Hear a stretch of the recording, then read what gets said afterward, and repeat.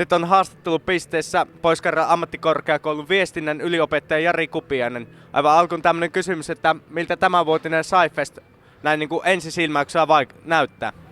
No juuri nyt näyttää vähän väljältä. Täällä taitaa olla joku lounastauko, että kaikki toiminnot ei ole just nyt käynnissä. Että aamulla oli ilmeisesti aika paljonkin enemmän porukkaa kuin just tällä hetkellä ja iltapäiväksi taas odotettavissa lisää. Että mikäs tää näyttää hienolta. Tää on moneskaan kerta, kun mä käyn tätä tapahtumaa seuraamassa, varmaan lähes joka kerta on tainnut olla. Ja tää on tärkeä, vaikuttava ja tavallaan se vaikutus yltää niin kuin vuosien päähän sitä kautta, että kun nuoret ihmiset saa täällä uusia ajatuksia ja ideoita, niin ennen kuin ne on toteutettu, niin siinä menee kyllä aikaa ja se ohjaa monen ihmisen tulevaisuuskehitystä myös samalla. Että sitä kautta tämä on erittäin tärkeä koko seutukunnalle.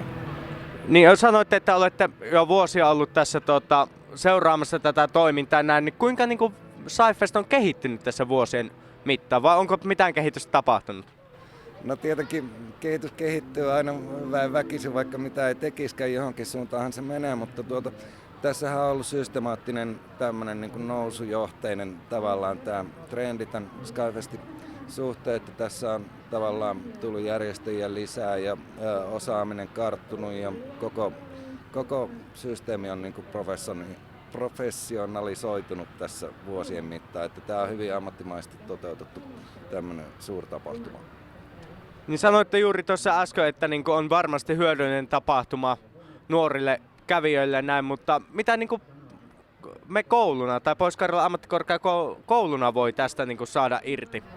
No tietenkin tämähän on meille tämmöinen näyteikkuna, me voidaan esitellä täällä monenlaista osaamista, mitä meillä on. Meillähän on tässä lukuisia eri osastoja ammattikorkeakoululla ja sitä kautta tehdään itsemme näkyväksi myös näille nuorille sukupolville ja tuleville hakijoille ja seuraavien vuosikurssien opiskelijoille. Että. Ja sitten tähän loppuun vielä kysymys, että onko täällä joku paja, joka niin kuin kiinnostaa teitä kovin kovasti, että lähdette vielä ottamaan siitä enemmän selvää ja kyselemään? No tietysti tämä viestinnän koulutuksen paja tässä on aivan erityisen kiinnostava ja tämä on todella hyvin suunniteltu ja varustettu ja täällä on osaavia tekijöitä paikalla, mutta tokihan tuo Crime Scene, Itä-Suomen yliopiston fysiikan laitoksen Crime Scene työpaja tuossa vaikuttaa kanssa aika houkuttelevalta, että voi olla, että sitä kautta eteenpäin. Päätän lähetyksen tähän. Kiitokset haastattelusta.